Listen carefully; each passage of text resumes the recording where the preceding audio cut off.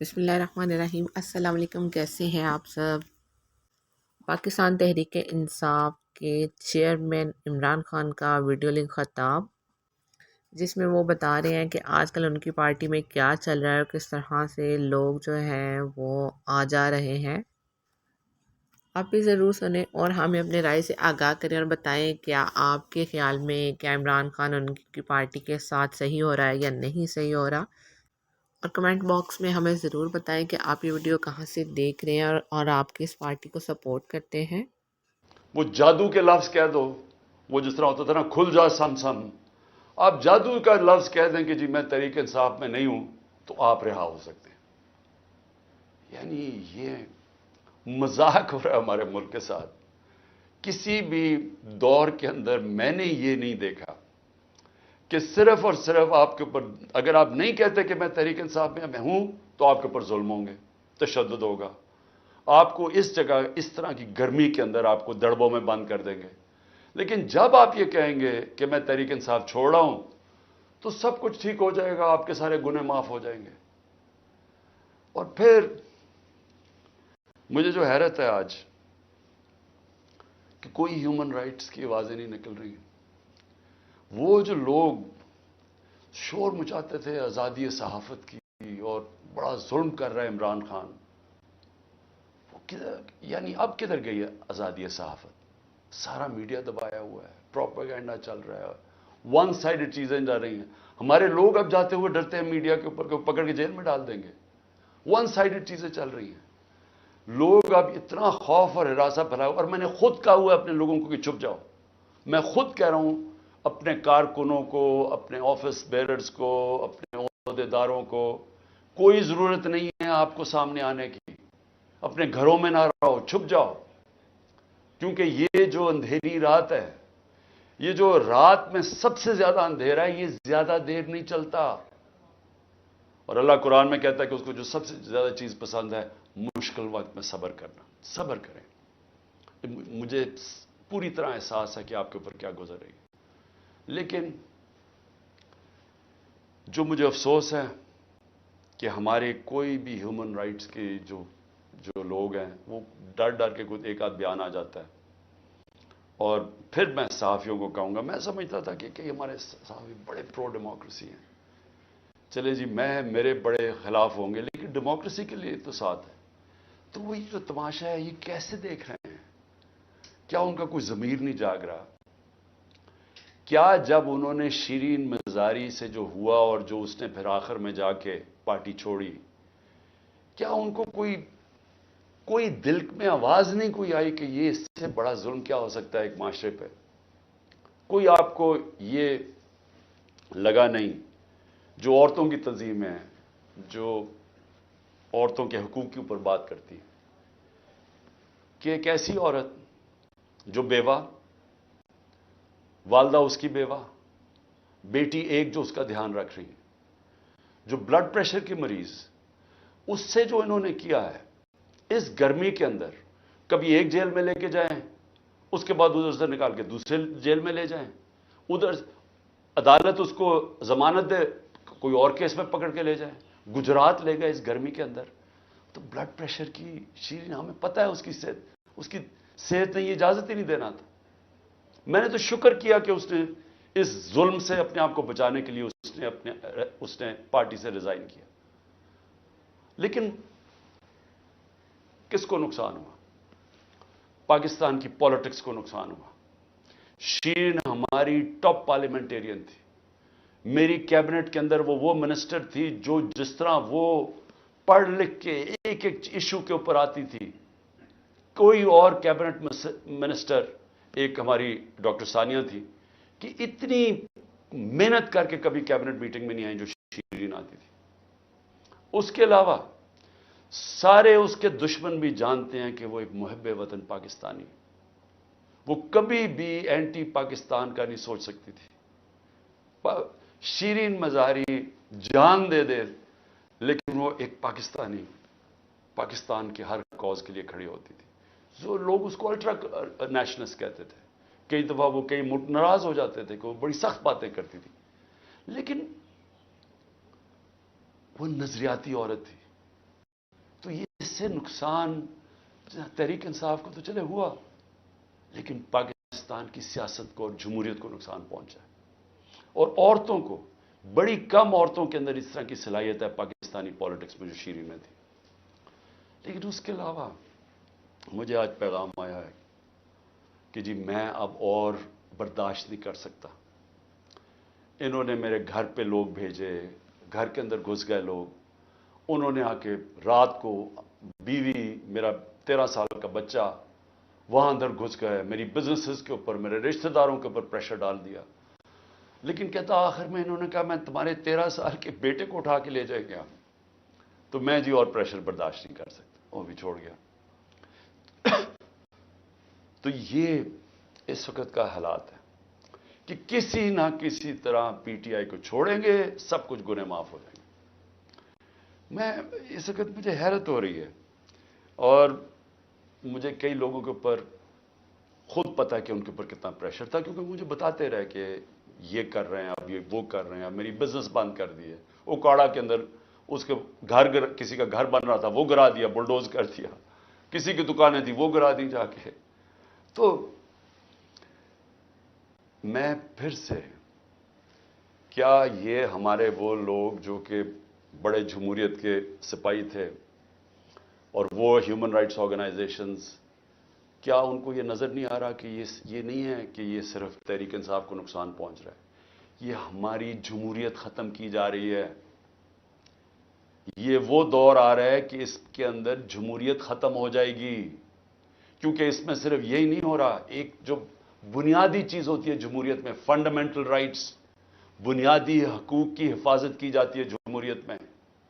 مغرب کے اندر، یورپ میں، انگلینڈ میں لوگ کیوں جاتے ہیں؟ اپنے ٹیکس دیں، قانون نہ توڑیں، آزاد ہوتے ہیں. کوئی ان کے بنیادی حقوق کے خلاف نہیں جا سکتا، وہ عدالت ان کی حفاظت کرتی ہے. ہاں تو بنیادی حقوق ہی ختم ہو گئے، فنڈامنٹل رائٹس کا معنی ہی ختم ہو گیا یہاں. یعنی جو میڈیا سے انہوں نے کیا، عمران ریاض سے کیا کیا؟ عمران ریاض سب سے زیادہ اس کی یوٹیوب کے اوپر ویورشپ تھی. اس کو ابھی تک عدالتوں نے بار بار کہا کہ ہمارے سامنے اس کو پیش کرو. کیوں نہیں پیش کر رہے؟ مجھے خوف ہے کہ اس کے اوپر تشدد اتنا کیا ہوگا کہ وہ عدالت میں لاتے ہوئے سے ڈر رہے ہیں. یہ ارشد شریف کے بعد یہ دوسرا ہے کہ ارشد شریف سے جو انہوں نے کیا ہے. تو کدھر ہے ہماری صحافی کمیونٹی؟ کیونکہ چلے ٹھیک ہے، آج تو چلے ہمارے پر برا وقت ہے، یہ تو آپ کے اوپر بھی آئے گا. اگر ایک دفعہ فنڈامنٹل رائٹس ختم ہو جاتے ہیں ایک معاشرے میں، تو معاشرے میں تو جنگل کا قانون ہے. آپ نے طاقتور کی بات نہ مانی، آپ سے بھی یہ ہوگا. آپ نے طاقتور کی غلامی کر لی، سب کچھ ٹھیک ہو جائے گا، آپ کو معاف بھی کر دیا جائے گا. بلکہ آپ غلط کام بھی کریں تو آپ کو معاف کر دیا جائے گا. آپ مجرم ہو قوم کے، آپ منی لانڈرر ہو، آپ کے لنڈن میں اربوں روپے کی پراپرٹیز ہوں جو آپ بتا ہی نہیں سکتے کہ کدھر سے ہے، آپ کو معاف کر دیا جائے گا کیونکہ آپ طاقتور کے ساتھ کھڑے ہیں. لیکن کمزور کو بچانے والا کوئی نہیں ہوگا، کیونکہ جب فنڈامنٹل رائٹس ختم ہوتے ہیں جو ہو گئے ہیں پاکستان میں. اور مجھے یہ ابھی تک بتائیں، 25 لوگ شہید ہوئے ہیں، 69 لوگوں کو گولیاں ماری گئیں. کون سی جمہوریت ہے جدھر اس کے اوپر انویسٹیگیشن نہیں ہوتی؟ کیوں نہیں اب تک انویسٹیگیشن ہوئی ان لوگوں کے اوپر؟ وہ کون لوگ تھے؟ وہ پاکستانی تھے، ان کے حقوق ہیں، ان کے ماں باپ ہیں، کئیوں کے بیچارے بچے تھے جو وہ ایک روزی کمانے والا تھا، ان کو سیدھی گولیاں ماری گئی. کوئی انویسٹیگیشن ہوگی؟ کیونکہ اگر آپ یہ انویسٹیگیشن آج نہیں کریں گے، یہ آگے ہوگا. ہو سکتا ہے کہ آگے آپ ان گولیوں کا نشانہ بن جائیں. کیونکہ جب آپ یہ ہونے دیں گے ایک معاشرے کے اندر کہ پرامن احتجاج کے اوپر گولیاں چلا دیں اور بہانہ ماریں وہ کور کمانڈر کے گھر کا، اور اس سے سارا کچھ ہی اجازت مل جائے، لائسنس ٹو کل مل جائے، جو مرضی آپ کریں، تو یہ آپ کی بھی باری آ جائے گی. اس لیے آج ہمیں فوری طور پہ انویسٹیگیشن کرنی چاہیے ان لوگوں کی، جو صرف یہی نہیں کہ جو 25 لوگ شہید ہوئے ہیں سیدھی گولیوں سے، وہ لوگ جو کہ ہاسپٹل میں پڑے ہوئے ہیں. 2 کی مجھے پتا چلا ہے، کیونکہ ہمیں پتہ ہی نہیں اب چلتا کچھ، کیونکہ سارے کارکن تو یا چھپ گئے ہیں یا جیلوں میں ڈال دیے ہیں. تو آہستہ آہستہ خبریں آتی ہیں کہ 2 کارکنوں کی ٹانگیں کٹ گئی ہیں کیونکہ گولیاں ماری ان کی ٹانگوں کے اوپر ان کی ٹانگیں کٹ گئی تو ان کی زندگیاں گئی. تو کون پوچھے گا ان کو؟ اور یا پھر آپ یہ فیصلہ کریں گے کہ اس ملک کے اندر پرامن احتجاج کی اب سے اجازت نہیں ہے. آپ یہ کہہ دیں گے کہ آپ نے جو مائٹ از رائٹ، جو جنگل کا قانون ہے، جو طاقتور فیصلہ کرے گا آپ کو اس کے سامنے سجدے کرنے پڑیں گے. یعنی طاقت کی غلامی قبول کرنے کے لیے جو تیار ہے پھر وہی بچے گا اس ملک میں. اور میں آج یہ ضرور کہنا چاہتا ہوں کہ یہ جو سب کچھ ہو رہا ہے اس کے پیچھے کیا ہے، یہ کیوں ہو رہا ہے سب کچھ؟ یا تو چلیں یہ سب کچھ ہو رہا ہو اور پاکستان کو اس سے کوئی فائدہ ہو رہا ہو، یا اس سے کوئی ملک چینج آ جائے، یا اس سے ایک دم یہ ہو، یہ جو ہمارے لوگوں کو چینج کر رہے ہیں، وہ پالیٹکس چھوڑ رہے ہیں، پی ٹی آئی کے لوگ جو میں پالیٹکس چھوڑ رہا ہوں، وہ پریشر کے اندر سارے ہاتھ کھڑے کر رہے ہیں، تو کیا اس سے یہ ہوگا کہ پارٹی ختم ہو جائے گی؟ جو بھی یہ سوچ رہا ہے، جس کی بھی یہ سوچ ہے، خدا کے واسطے اپنا ذہن کو، اپنا ہیڈ ایگزامن کرواؤ. سوچو اس کے اوپر کہ آپ کیا کر رہے ہیں. کبھی آئیڈیا بھی مارا جاتا ہے یہ ظلم سے، یعنی کبھی ایک نظریہ بھی اس طرح ختم ہوتا ہے. یہ جانوروں اور انسانوں میں فرق ہے. بھیڑ بکریوں کو آپ ڈنڈے ماریں وہ سارا اس طرف لگ جائیں گے جدھر آپ چلائیں گے، لیکن یہ انسان ہے. اور جب انسانوں کے اندر ایک آئیڈیا آ جاتا ہے آزادی کا، وہ آپ ختم کر ہی نہیں سکتے. آپ جتنا مرضی ظلم و تشدد کریں یہ آئیڈیا ختم نہیں ہونے لگا. اگر یہ آئیڈیا ختم ہونا ہوتا تو مقبوضہ کشمیر میں آج وہ ہاتھ کھڑا کر کے اور آرام سے چپ کر کے قبول کر لیتے ہندوستان کی غلامی. لاکھ سے اوپر کشمیری شہید ہو چکا ہے. کشمیریوں کے اوپر جو ہم آج ہمارے پہ ظلم ہو رہا ہے، یہ کشمیری 30 سال سے ہو رہا ہے ان کے اوپر. ان کے بھی گھروں میں گھس جاتی ہے رات کو پولیس، لوگ اٹھا کے لے جاتے ہیں، نوجوانوں کو اٹھا کے لے جاتے ہیں، جیلوں میں ڈال دیتے ہیں. ان کو بھی کوئی پوچھنے والا نہیں ہے، ان کے بھی کوئی فنڈامنٹل رائٹس نہیں ہیں. ان کے سارے لیڈروں کو بند کر دیا ہے. وہاں بھی میڈیا کے اوپر کنٹرول کیا ہوا ہے. لیکن جس وقت موقع ملے گا کشمیریوں کو اپنی آواز سنانے کا، ایک آواز سے سارا کشمیری کہے گا آزادی. ایک آواز سے کہیں گے آزادی. انہوں نے جتنی بربریت کی ہے ہندوستان نے وہاں، اس کا کیا ہوا ہے؟ اس کا نتیجہ یہ ہوا ہے کہ جو پرو انڈین پولیٹیشین تھے وہی ختم ہو گئے ہیں. اب جو انڈیا کی بات کرتا ہے اس کو کوئی ووٹ ہی دینے کے لیے نہیں تیار. تو بجائے وہ ان کو یعنی کامیاب ہونے کے، انہوں نے اور ہی کشمیری لوگوں کو آزادی کی طرف دھکیل دیا. یہی ہو رہا ہے پاکستان میں. آپ جتنا مرضی کریں گے، کبھی کوئی پارٹی جس کا جب ووٹ بینک بن جاتا ہے، جو آج ماشاءاللہ تحریک انصاف کا بن گیا ہے، ان حربوں سے اس کو آپ ختم نہیں کر سکتے. یہ بڑھتی جائے گی اب پارٹی. لوگوں کے اندر غصہ ہے، یہ جو دیکھ رہے ہیں تماشا. کیا لوگ بیوقوف ہیں؟ ان کو نظر نہیں آ رہا کیا ہو رہا ہے؟ آپ بشک میڈیا کے اوپر جو مرضی کنٹرول کر لیں. لوگ، جب مجھے ابھی بھی یاد ہے جب ذوالفقار علی بھٹو کے ایوب خان کے دور میں جب اس کے اوپر سینسرشپ تھی، تو ہم اس کا ایک ایک فقرہ ڈھونڈا کرتے تھے. 2 لائنیں بھی ہوتی تھی. وہ اس وقت پاکستان ٹائمز یا وہ نوائے وقت ہوتا تھا، جنگ ہوتا، ایک ایک فقرہ ڈھونڈتے تھے اس کا کہ وہ کیا کہا اس نے. اور اب سوشل میڈیا کا زمانہ ہے، تو اب آپ کیسے بند کریں گے؟ لوگوں کو تو انفارمیشن اب مل رہی ہے. لوگوں کو تو یہ پتا چل گیا کہ یہ سارا سٹیج مینج تھا، یہ پوری کانسپریسی کی ہوئی تھی، پری پلان بنا ہوا تھا. اب اس کے اندر کئی رائے ہیں کہ آئی بی نے کیا یا ایم آئی نے کیا. اس کے اندر تو سوشل میڈیا پہ اب چل رہی ہیں چیزیں. لیکن یہ پتا ہے کہ یہ پری پلان تھا کہ انہوں نے اس کا پورا فائدہ اٹھانا تھا تحریک انصاف کو ختم کرنے کے لیے. میرا صرف ایک پوائنٹ ہے کہ جو نظریے کو ظلم اور یزیدیت سے ختم کرنے کی کوشش کر رہے ہیں، ان کو ہیومن نیچر کا بھی نہیں پتا، ان کو انسانی تاریخ کا نہیں پتا، ان کو انسانی موومنٹس کا نہیں پتا. انہوں نے جب ایران کے اندر انقلاب آیا تھا وہاں بھی بڑی بربریت ہوئی تھی. انہوں نے بڑا ظلم کیا تھا ان لوگوں کے اوپر، لیکن نہیں روک سکے تھے. اس کو کوئی روک نہیں سکتا. میری یہ بات مان لیں، اس وقت یہ سارے لوگوں کو آپ پکڑتے جائیں، ہمارے سارے پارٹی کے، اور میں ویسے آج سلام کرتا ہوں ان لوگوں کو کہ اتنے پریشر کے باوجود ہماری لیڈرشپ کھڑی ہے آج، کہتی نہیں ہم تحریک انصاف میں. میں ان کو خاص طور پہ سلام کرتا ہوں کیونکہ مجھے پتہ ہے ان کے اوپر کیا گزر رہی ہے. لیکن فرض مال سارے بھی چھوڑ دیتے ہیں تحریک انصاف کو. میں آج آپ کو کہہ رہا ہوں جس کو میں پی ٹی آئی کا ٹکٹ دوں گا وہ انشاءاللہ جیتے گا، اور وہ اس لیے جیتے گا کہ لوگ وہ فیصلہ کر بیٹھے ہیں. مجھے یہ بتائیں کبھی ہوا ہے پاکستان کی تاریخ میں کہ پی ڈی ایم پارٹیز کے ساتھ اس وقت اسٹیبلشمنٹ جڑی ہوئی ہے، ان کے ساتھ الیکشن کمیشن جڑی ہوئی ہے، ان کے ساتھ آئی بی اور ایف آئی اے اور ساری ایجنسیز جڑی ہوئی ہیں، ان کے ساتھ سارا جو گورنمنٹ کا یہ جو کیئر ٹیکر گورنمنٹس ہیں، یہ پوری طرح کبھی ہوا ہی نہیں ہے. Care taker government funds in کو دے رہی ہیں، سب کچھ ان کی مدد کر رہی ہیں، پھر کیوں الیکشن سے بھاگ رہے ہیں؟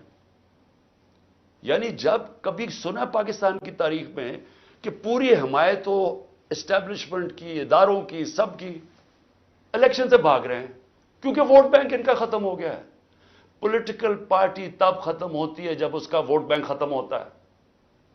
ان کا ووٹ بینک ختم ہے. آپ اس گھوڑے کے اندر جتنی مرضی پھونک بڑھتے رہیں، اس نے گرنا ہی ہے. جب ریس میں کھڑا ہوگا یہ گر جائے گا. اور تحریک انصاف کو آپ نہیں ختم کر سکتے.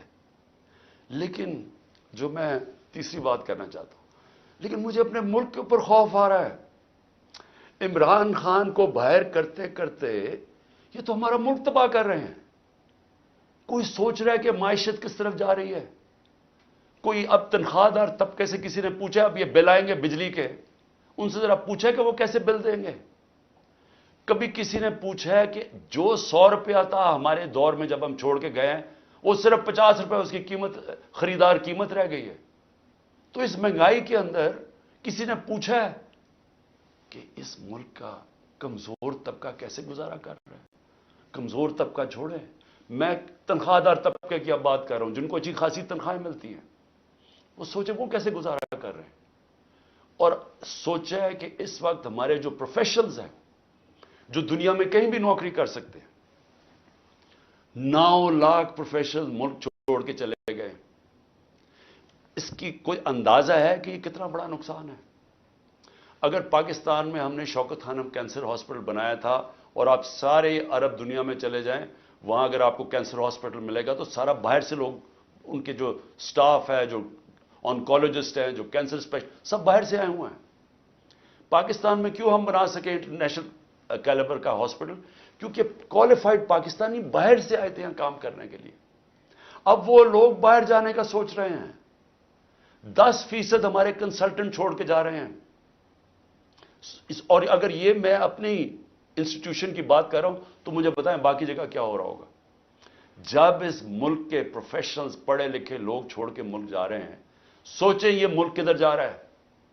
اور دوسرا، ڈالر جا رہے ہیں ملک سے باہر، سب ڈالر باہر بھیج رہے ہیں. اس وقت کوئی سرمایہ کاری نہیں ہو رہی، لوگ ڈالر خرید رہے ہیں. 300 سے زیادہ تو روپیہ ڈالر ہو گیا پاکستان میں. کیا اس کا اندازہ ہے کہ اب ملک کے اوپر کیا ہونے والا ہے؟ نہ کوئی انویسٹمنٹ آ رہی ہے، کوئی سرمایہ کاری نہیں آ رہی. نہ پاکستان کے اندر کوئی سرمایہ کاری کرنا چاہتا ہے، نہ باہر. وہ ڈالر پکڑ کے بیٹھ گئے ہیں. نہ باہر سے کوئی کمرشل بینک پیسے دینے کے لیے تیار ہے، نہ باہر سے کوئی انویسٹر آنے کے لیے تیار ہے. اور سارے جو پاکستان کے ہم ریکارڈ انڈیکیٹرز چھوڑ کے گئے تھے، ریکارڈ پہ ایکسپورٹس تھی، آج ایکسپورٹس گر رہی ہیں. ریکارڈ پہ ریمیٹنسز تھی، وہ آج ریمیٹنسز گر رہی ہیں. ریکارڈ ٹیکس کلیکشن تھی، آج ٹیکس کلیکشن گر رہی ہے. آئی ٹی 75% ہماری ایکسپورٹس بڑھی تھی فیوچر ٹیکنالوجی کا، وہ آج نیچے چلی گئی ہیں. آج جو ہمارا جو کسان ہے، ذرا اس سے پوچھے تو صحیح کہ اس کے کیسا گزارا ہو رہا ہے. کتنا پیسہ تب بن رہا تھا، آج وہ کتنا پیسہ بنا رہا ہے. کیونکہ مہنگائی اتنی ہو گئی ہے کہ اس کے پاس اب ہاتھ میں اتنا پیسہ ہی نہیں ہے. جتنا کسان کے پاس پیسہ آئے گا وہ زمین پہ لگائے گا. کبھی پوچھا ہے کہ جو پروڈکشن سینٹر ہیں جس سے دولت بنتی ہے، جس کی وجہ سے آپ نے قرضے واپس کرنے ہیں، جو ہے انڈسٹری بند ہو رہی ہے. آج بے روزگاری پھیل رہی ہے. ریکارڈ انڈسٹریل پروڈکشن تھی ہماری، 10.4% لارج سکیل مینوفیکچرنگ تھی ہمارے آخری مہینے میں، آج وہ گر رہی ہے. آج جو سب سے خوفناک چیز ہے کہ جب آپ کے باہر سے ڈالر کم آ رہے ہیں، جب آپ کے ڈالر کم آنے شروع ہو گئے ریمیٹنسز اور ایکسپورٹس کے، اس کا اب کیا ہوگا؟ قرضے بڑھتے جا رہے ہیں، ڈالرز کم ہوتے جا رہے ہیں۔ آج جتنا پاکستان اپنا ٹیکس میں پیسہ اکٹھا کرتا ہے، یہ سن لیں پاکستانیوں، جتنا ہم ٹیکس میں پیسہ اکٹھا کرتے ہیں سارا قرضوں کے اوپر سود پہ چلا جاتا ہے۔ ملک پھر قرضوں پہ چل رہا ہے، اب ریکارڈ قرضہ لے رہے ہیں ہم، سود ادھر پہنچ گیا ہے قرضوں کے اوپر کہ سارا ہی ہمارا ٹیکس کا پیسہ اب سود میں چلا جائے گا۔ تو میں یہ سوچنے کی کوشش کر رہا ہوں کہ کیا یہ جو لوگ یہ فیصلے کر رہے ہیں کہ عمران خان کو باہر رکھو، کیا ان کو نہیں نظر آ رہا کہ پاکستان ڈوب رہا ہے؟ کیا ان کو نہیں نظر آ رہا کہ ان کے پاس روڈ میپ کوئی نہیں ہے؟ میں آج میں کمیٹی بنانے کے لیے تیار ہوں، ایک مذاکراتی کمیٹی، کسی سے بھی، وہ جو بھی اس وقت طاقتور لوگ ہیں، میں ان سے جا کے وہ بات کریں، وہ دو چیزیں کر لیں، کیونکہ اور تو ابھی مجھے تو سمجھ نہیں آ رہی۔ ہم نے بڑی کوشش کی بات کرنے کی، جو یہ پہلے لوگ تھے وہ عجیب عجیب باتیں کرتے تھے کہ جی ہم تو اکتوبر میں الیکشن کروائیں گے۔ کیوں جی اکتوبر میں الیکشن کروائیں گے؟ بولے نا، وہ اس لیے کروائیں گے کہ یہ انہوں نے کرنا تھا ہمارے ساتھ، جب کرش ہو جائے گی تحریک انصاف تو تب الیکشن کروائیں گے، اور ان کے پاس کوئی جواب ہی نہیں تھا۔ میں یہ کمیٹی بناتا ہوں، میں دو چیزیں کہتا ہوں، دو چیزیں کرتے ہیں۔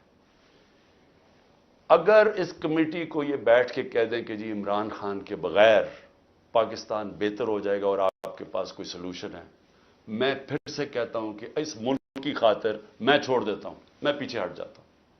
اگر آپ یہ کمیٹی کو سمجھا دیں کہ میرے بغیر ملک بہتر چلے گا، چلے میں ملک کی خاطر یہ بھی چھوڑنے کے لیے تیار ہوں۔ یا دوسری چیز، یا اس کمیٹی کو یہ کہہ دیں کہ اکتوبر میں الیکشن کروانے سے پاکستان کو کیا فائدہ ہے؟ یہ تو ہمیں سمجھ آ رہی ہے کہ اکتوبر تک تحریک انصاف کو ان کا خیال ہے کریش کر دیں گے، لیکن پاکستان کو کیا فائدہ ہے؟ ہم کیوں اکتوبر تک انتظار کر رہے ہیں جب ملک نیچے جا رہا ہے؟ یا یہ دو چیزیں کنونس کر دیں، میں اس کی کمیٹی بناؤں گا، میں انشاءاللہ کل اناؤنس کر دوں گا۔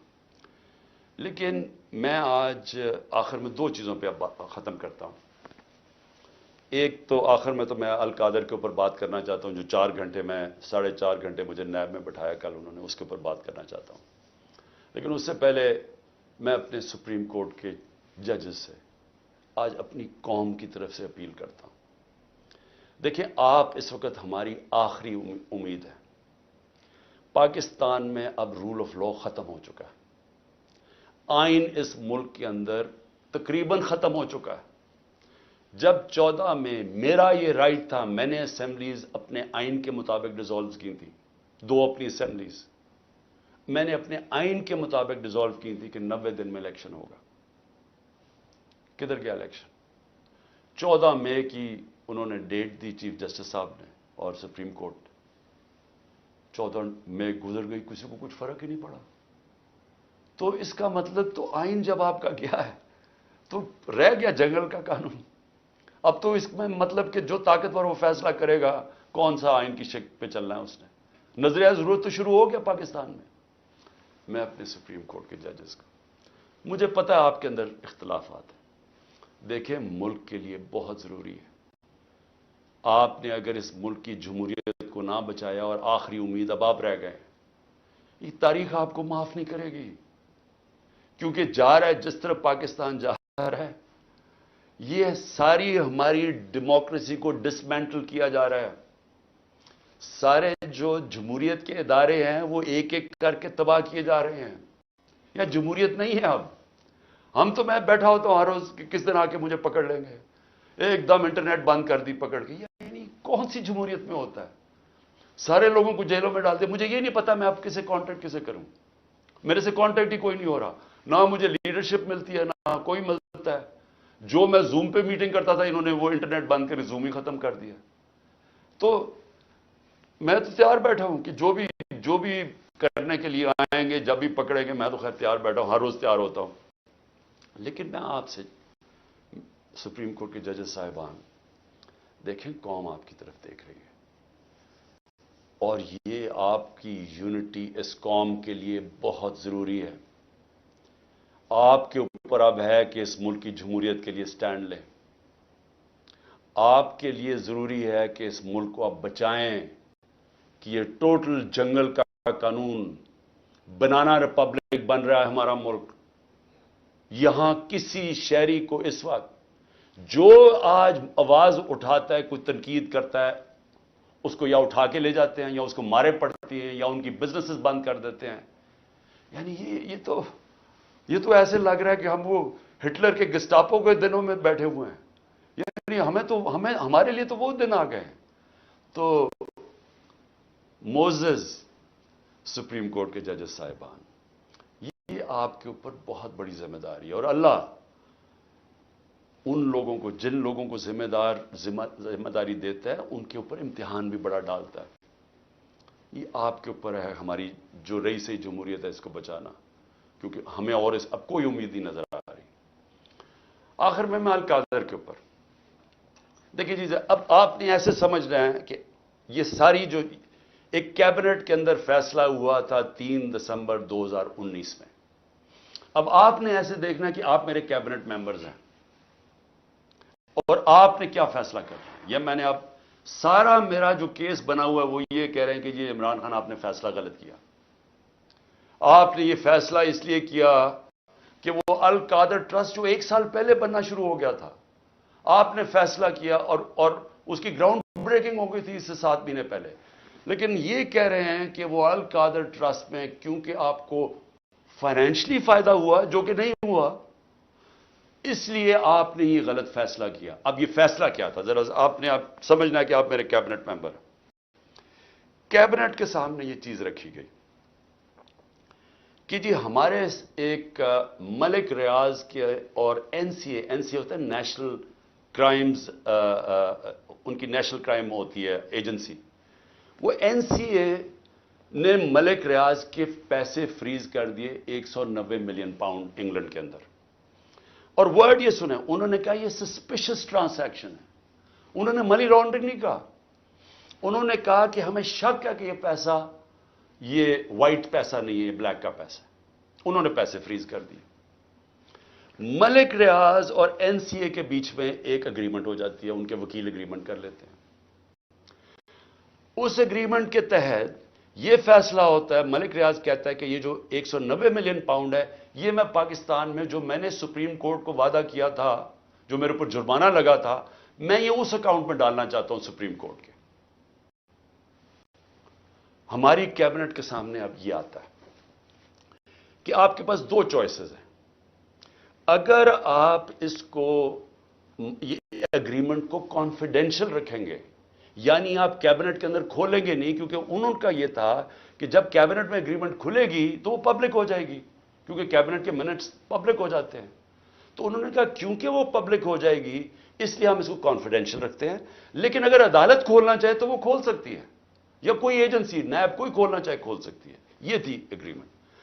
لیکن اگر آپ یہ نہیں مانتے، اب یہ ذرا غور سے سنیں، اگر آپ اس کو کانفیڈینشل نہیں رکھتے تو آپ کو پاکستان کی گورنمنٹ کو برطانیہ کے اندر جا کے کیس کرنا پڑے گا کہ یہ جو 190 ملین پاؤنڈ ہے یہ پاکستان سے منی لانڈرنگ ہو کے گیا ہے، اور آپ کو ثابت کرنا پڑے گا کہ یہ پاکستان سے منی لانڈرنگ ہوئی ہے. اب سمجھ گئے؟ اب اگر آپ یہ کیس ہار گئے تو یہ پیسہ انگلینڈ میں رہ جائے گا، یہ آپ کا 190 ملین پاؤنڈ چلا جائے گا، یہ انگلینڈ میں رہ جائے گا. تو اگر آپ کو کیس جیت جاتے ہیں تو پھر وہ پاکستان میں آئے گا، اور وہ دوسری مد میں آئے گا. وہ آئے گا اس مد کے اندر کہ یہ جو سپریم کورٹ کی جو اکاؤنٹ ہے اس میں نہیں جائے گا، گورنمنٹ آف پاکستان کو آ جائے گا منی لانڈرنگ کا. اب کیبنٹ کے اندر ڈسکشن کیا ہوتی ہے؟ ہمیں بتایا جاتا ہے کہ $100 ملین پاکستان لٹیگیشن میں، یعنی ہم وکیلوں کو دے بیٹھے ہیں اور پیسہ ڈوب چکا ہے $100 ملین، اور کچھ نہیں ہمیں ملا واپس.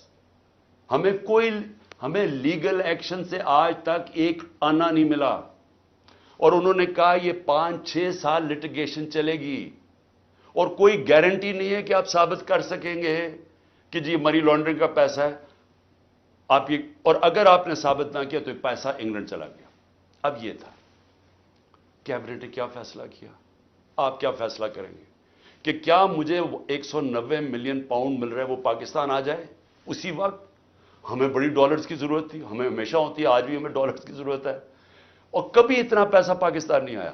کیا ہم اس پیسے کو فوری طور پہ لے آئیں اور اسٹیٹمنٹ میں کر دیں, یا پھر ہم قانونی کارروائی میں پڑیں جو کہ 5-6 سال چلے گی اور پتہ نہیں پیسہ آئے گا نہیں. مجھے ایک آدمی بتا دیں کہ جو اس سے اختلاف کرے گا کہ وہ پیسہ پاکستان لے آؤ.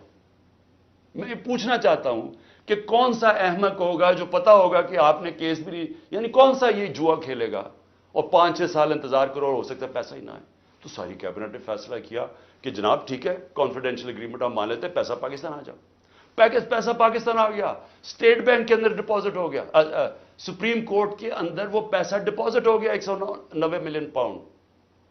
اب اگلی بات, اب نیب مجھے کہہ رہی ہے کہ آپ نے یہ اس لیے بدنیتی سے کیا کیونکہ آپ نے, ملک ریاض نے آپ کے لیے القادر ٹرسٹ جو ہے وہ اس نے جو سارا اس کا سپانسر وہ تھا, تو آپ نے اس کو فائدہ پہنچانے کے لیے کر دیا. بھئی سوال بڑا سمپل ہے.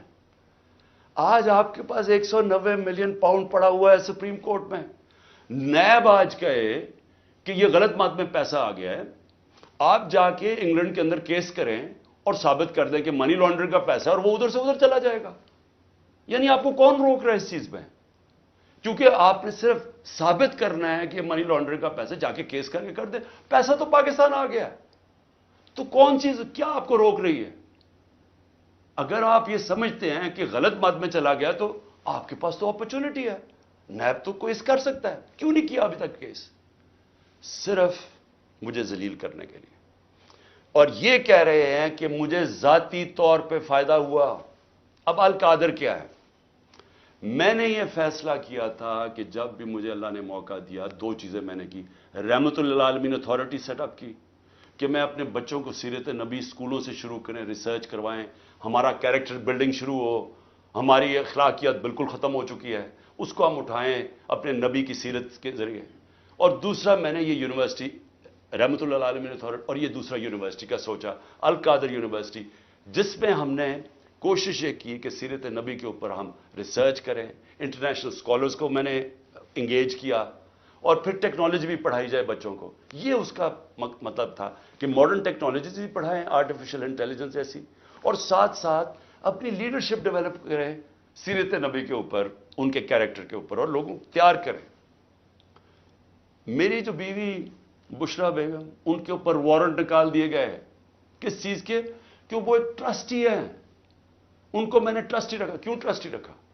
کیونکہ سیرت نبی میں ان کو انٹرسٹ ہے, انہوں نے بڑی پڑھا ہوا ہے اس چیز کے اوپر, انہوں نے پڑھا, یعنی وہ ان کا شوق ہے کہ یہ سیرت نبی پھیلائی جائے, تو اس کو ٹرسٹی رکھ دیا. ٹرسٹی کو لکھا ہوا ہے ڈیڈ میں نہ ایک آنا مل سکتا ہے, نہ ان کی تنخواہ ہے, نہ کوئی پیسہ مل سکتا ہے, نہ ان کا پراپرٹی میں کچھ ہے, ان کا کوئی تعلق نہیں ہوتا. ٹرسٹی کا صرف کام ہوتا ہے کہ جس وجہ سے ٹرسٹ بنا تھا, مثلا شوکت خانم ہے, تو شوکت خانم اگر غریبوں کا 75% مفت علاج ہونا تھا کینسر کا, تو یہ نہ ہو کہ وہ 50% کر دے. یعنی اس لیے ہوتا ہے ٹرسٹ. جو پالیسیز ہوتی ہیں وہ, باقی پروفیشنل چلایا جاتا ہے, چاہے وہ القادر ہو, چاہے نمل یونیورسٹی, چاہے شوکت خانم ہو. نہ مجھے 1 روپے کا فائدہ آج تک شوکت خانم سے ہوا ہے, نہ نمل یونیورسٹی سے ہوا, اور نہ القادر سے ہوا. کیونکہ القادر ایک پروفیشنل, اب وہ چل رہا ہے, وہاں سارے بچوں کو مفت تعلیم مل رہی ہے, جو بھی القادر میں پڑھ رہے ہیں سب کو مفت مل رہی ہے, اور ان کو جس طرح میں نے آپ کو کہا کہ اس کا مقصد کیا. یہ کہہ رہے ہیں نیب کہ مجھے ذاتی طور پہ فائدہ ہوا. کدھر؟ اچھا, کیونکہ پیسے کا تو کوئی بتا نہیں سکتے, مجھے کیا پیسے کا فائدہ ہوا؟ تو کہہ رہے نہیں, سیاسی طور پہ آپ کو فائدہ ہوا, کہ جس طرح القادر سے میری سیاست چمکی. یہ ہے کیس. میں صرف آپ کو یہ بتانا چاہتا تھا کہ اتنا پروپیگنڈا ہو رہا ہے, لوگوں کو بتا. 4.5 گھنٹے مجھے نیب میں بٹھایا, اور بار بار یہی پوچھتے رہے کہ جی دیکھیں آپ کو تو اس سے بڑا فائدہ ہوا ہے. اور ملک ریاض کو آپ نے کیوں کیا؟ بھئی ملک ریاض کو اس لیے کیا کہ پاکستان کے سب سے بڑا بلڈر ہے وہ ہے ملک ریاض. اور ملک ریاض میرا کیا انٹرسٹ تھا, وہ اس کے پاس جو موبلائزنگ اکوپمنٹ ہے وہ سب سے تیزی سے کام کرتا ہے. یعنی وہ اگر آپ اسے کہے کوئی اتنی تیز کام نہیں کرتا جتنا ملک ریاض کی کنسٹرکشن کرتی ہے. میرا انٹرسٹ کیا تھا کہ وہ جلدی سے سیٹ اپ ہو القادر, جتنی جلدی سیٹ اپ ہو, اور میں اگر پرائم منسٹر تھا میں ان کو فائدہ پہنچا سکوں, انٹرنیشنل اسکالرز لا سکوں ہوتے ہوئے اس وقت. میرا تو صرف یہ انٹرسٹ تھا. اور مجھے اس سے کیا انٹرسٹ ہے, جس طرح ہر سال شوکت خانم میں 9 ارب روپیہ اکٹھا ہوتا ہے, تو کیا وہ میری ذات کے لیے ہو رہا ہے؟ اس لیے میں چاہتا تھا کہ میں آپ کو کلیئر کر دوں کہ جس طرح کی کوششیں کی جا رہی ہیں, اور مجھے جو انہوں نے پکڑا تھا نیب میں, وہ اتنی بدنیتی تھی کہ انہوں نے 28 کو ایک دم میری جو انکوائری کو انویسٹیگیشن میں بدل دیا. مجھے انکوائری رپورٹ ہی نہیں دکھائی.